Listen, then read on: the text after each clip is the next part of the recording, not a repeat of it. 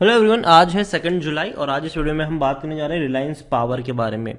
देखिए, अनिल अंबानी ग्रुप की ये कंपनी है और अनिल अंबानी ग्रुप की सभी कंपनियों की हालत तो पता ही है कि किस तरीके की देखने को मिली है। और तो और अगर आप स्टॉक मार्केट को क्लोजली ऑब्जर्व करते हो और उनमें भी अगर आप Anil Ambani group of companies को ऑब्जर्व करते हो तो आपको पता होगा कि कई सालों से भैया जो ऑपरेटर का जो फेवरेट स्टॉक रहा है, ये ऑपरेटर ने यहाँ पर जम के गेम जो है वो खेला है, चाहे वो तेजी का हो या चाहे वो मंदी का हो।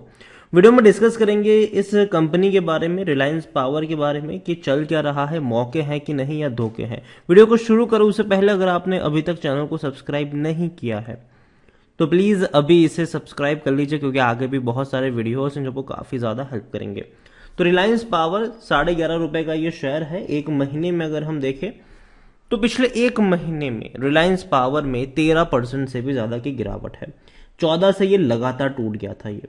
और जाहिर सी बात है, जब मार्केट खुद ही टूट रहा हो तो ऐसे सिचुएशन में जो कंपनी फंडामेंटली स्ट्रांग नहीं होती, वीक होती है, वहां पर गिरावट ज्यादा देखने को मिलती है। एक साल की अगर हम बात करें तो पिछले एक साल में रिलायंस पावर के शेयर में 20% की गिरावट है। लेकिन इस बीच भैया पिरामिड कई बने हैं यहां पर। आप देखो, तेजी आई, वापस गिरावट आ गई, फिर तेजी आई, फिर गिरावट आई, फिर तेजी आई, फिर गिरावट आई। लेकिन अगर देखा जाए तो ये टूट रहा है। 3 साल का अगर आप ग्राफ ऑब्जर्व करोगे तो हाँ, बहुत ही कम प्राइस पे ये ट्रेड कर रहा था। ₹1 का शेयर था कोविड के वक्त, ₹18 तक पहुंचा, लेकिन अब धीरे धीरे टूटेगा ये। क्योंकि अगर अगर आप 10 साल का ग्राफ देखो, लॉन्ग टर्म का अगर आप ग्राफ देखो, तो ऐसी तेजी पहले भी आ चुकी है, लेकिन गिरावट हमेशा देखने को मिली है। देखो, मैं पहले भी रिलायंस पावर के ऊपर कई सारे वीडियोस बना चुका हूं और मैंने ये चीज वहां पर हर बार कही भी है कि देखो, लॉन्ग टर्म में जिस तरीके की सिचुएशन से मार्केट गुजर रहा है, आने वाले दौर में जो बड़ी कंपनियां हैं वो रूल करेगी, छोटी कंपनियां हैं उनका सर्वाइवल मुश्किल होगा। जो बड़ी कंपनियों में टाटा पावर हो गया, अदानी पावर हो गया, भैया मुकेश अंबानी भी यहाँ पर एंट्री कर रहे हैं अपनी कंपनी को लेकर, तो वो है। इसके अलावा सरकारी कंपनियां हैं, पावर कंपनियां हैं, तो वो रहेगी, वो काम करेगी। लेकिन जो छोटी छोटी कंपनियां हैं, चाहे वो रिलायंस पावर हो गया, रतन पावर जैसी छोटी कंपनी हो गई, इनका भैया आने वाले दौर में या तो बिकना तय है, इनका बिकना तय है आने वाले दौर में, क्योंकि ये उन कंपटीशन में टिक ही नहीं पाएंगे। इनके पास उतना पैसा ही नहीं है कि ये टिक पाए उनके सामने, और लॉसेस बड़े हैं। अभी भी देखे तो भैया कंपनी प्रॉफिट नहीं कर पा रही है। स्मॉल कैप शेयर है ये, 3,900 करोड़ के आसपास का इसका मार्केट कैप है। वॉल्यूम देखे तो 40 लाख के आसपास का वॉल्यूम हमें देखने को मिल रहा है। प्रमोटर ने जब बड़ी खरीदारी करी थी तब बहुत ज्यादा ये शेयर चर्चा में आ गया था। प्रमोटर ने एक ही क्वार्टर में तकरीबन 15% की होल्डिंग खरीदी थी और लोगों को लग रहा था कि अब यहां पर नई शुरुआत होगी। लेकिन तब भी मैंने कहा था कि देखो, हमें ये भी नहीं भूलना चाहिए कि ये वही प्रमोटर है जिसने बहुत सारी होल्डिंग पिछले कुछ क्वार्टर्स में बेची भी है। तो अब थोड़ी बहुत होल्डिंग अगर वो बढ़ा भी रहे हैं तो कोई उतना बड़ा टर्न अराउंड नहीं होगा। टर्न अराउंड तब हो सकता है जब कंपनी के प्रॉफिट और रेवेन्यू उस तरीके से बढ़ते हुए नजर आए हमें। एफआईएल के पास 5.95% की होल्डिंग है, 0.12 म्यूचुअल फंड, 3.16 इंश्योरेंस कंपनी के पास है। और प्रमोटर की होल्डिंग भी देखो, गिरवी तो है, 25% की होल्डिंग गिरवी भी है।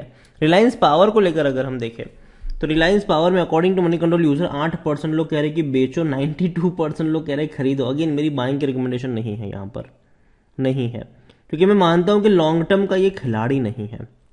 इनके रेवेन्यू अगर आप देखो तो ये इंक्रीज नहीं हो रहे हैं। जहां 2022 फाइनेंशियल ईयर में हम सबने देखा कि भैया सारी कंपनियों के, मतलब तकरीबन बहुत सारी कंपनियों के रेवेन्यू में बहुत बड़ा जंप आया, जबकि यहां पर नहीं है वो जंप। पावर कंपनियों में भी अगर हम देखें, जो बड़ी बड़ी पावर कंपनियां हैं, सब में भैया रेवेन्यू में बहुत बड़ा जंप आया है, लेकिन यहां वो जंप नहीं है। ये डिक्लाइनिंग मोड है इनका। प्रॉफिट भी अगर हम देखें तो लॉस मेकिंग कंपनी है। 565 करोड़ का लॉस इन्होंने दिखाया है फाइनेंशियल ईयर 2022 में। रिलायंस पावर की मैं बात करूं, खरीदारी करने का सही मौका है, ये कहना है टिकर टैप का, ठीक है, मेरा नहीं। कोई भी रेड फ्लैग नजर नहीं आ रहा है, लेकिन फिर भी अगर आप देखो तो लॉन्ग टर्म में पैसा नहीं बना है। वो हमने ग्राफ देखा 10 साल का। डिविडेंड तो पे कर ही नहीं रहा है, तो अट्रैक्टिव हो तो हो ही नहीं सकता यहां पर। होल्डिंग के बारे में देखें तो प्रमोटर की होल्डिंग है, डेफिनेटली है, और चर्चा भी तब हुई थी जब प्रमोटर की। लेकिन अगर साथ में आप ये भी देखो कि प्रमोटर ने अपनी होल्डिंग बढ़ाई, ठीक है। दिसंबर में जो प्रमोटर की होल्डिंग थी वो 24.98% की थी और प्लेज शेयर थे 1.22% के। उससे पहले प्रमोटर की होल्डिंग कमी थी, ठीक है, लेकिन बढ़ाई थी। लेकिन उससे पहले प्रमोटर की होल्डिंग और भी ज़्यादा थी, जो लगातार कम होकर 9% तक आई थी। लेकिन मार्च में प्रमोटर ने क्या किया, प्रमोटर ने होल्डिंग अपनी कम नहीं की, ठीक है, लेकिन गिरवी शेयर रख दिए। जो दिसंबर तक होल्डिंग गिरवी 1.22% की थी, आज वो बढ़ के हो चुकी है 6.12%। तो आप समझो कि गेम क्या हो गया। प्रमोटर ने बहुत सारे शेयर्स जो है वो गिरवी रख दिए। यहां पर आप खुद देख सकते हैं जून में, मार्च में प्रमोटर के द्वारा क्या हुआ है। यहां पर प्लेज गिरवी रखे गए हैं शेयर्स। यहां पर कितने ज्यादा क्वांटिटी गिरवी रखी है आप खुद सोचो कि 16,65,35,750 क्वांटिटी इनकी तरफ से गिरवी रखी गई है 11 मार्च 2022 को। और ये था प्रमोटर रिलायंस इंफ्रास्ट्रक्चर। एक प्रमोटर है, उन्होंने तो भैया बेचा है 10 जून को। प्रमोटर ग्रुप है एक, और जो बेचा है वो 1,25,000 शेयर है। तो प्रमोटर ने भले ही खरीदारी करी थी इससे पहले के क्वार्टर्स में, ठीक है, लेकिन अब सिचुएशन आउट ऑफ कंट्रोल भी है। अब ऐसा भरोसा नहीं आ रहा है। देखो मैंने पहले भी कहा था, अब भी मैं कहूंगा, मुझे रिलायंस पावर के प्रमोटर पे भरोसा नहीं है, ठीक है। भले ही उन्होंने क्वांटिटी खरीदी थी, तब से मैं ये कह रहा हूं कि मत खरीदना इसको। रीजन सिंपल है कि देखो यार, लॉन्ग टर्म में इनका सर्वाइवल मुश्किल है। इनको जो वर्किंग कैपिटल चाहिए वो मुश्किल है। कंपनी लॉस में है। कंपनी के सामने जो कंपटीशन देखने को मिल रही है, बाकी पावर कंपनी बड़े बड़े पैसों के साथ आ रही है और बड़े बड़े कनेक्शंस हैं उनके सरकार में भी, तो उनको बड़े बड़े प्रोजेक्ट्स भी मिलते हैं। जबकि रिलायंस पावर में वो चीज नहीं देखने को मिल रही है, अनिल अंबानी ग्रुप में वो चीज नहीं देखने को मिल रही है। और ऑपरेटर भैया इसको तोड़ते भी जा रहे हैं, बढ़ाते भी जा रहे हैं, दोनों गेम खेल रहे हैं यहाँ पर।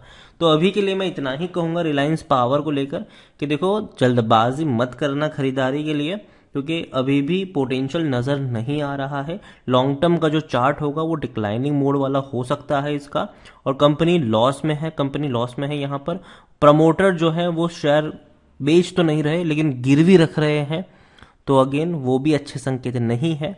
और प्रॉफिट तो बढ़ तो नहीं ही रहा है साथ साथ में।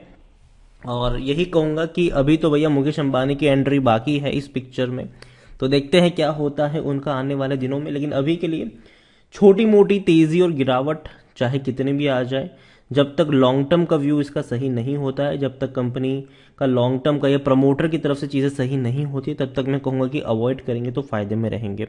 वीडियो को यहीं पे एंड करूंगा। पसंद आया हो तो लाइक करें, शेयर करें। चैनल पर अगर पहली बार आए हैं तो प्लीज़ सब्सक्राइब करें। और रिलायंस पावर के बारे में आप क्या सोचते हैं वो भी आप मुझे कमेंट में लिखकर बता सकते हैं। Thank you.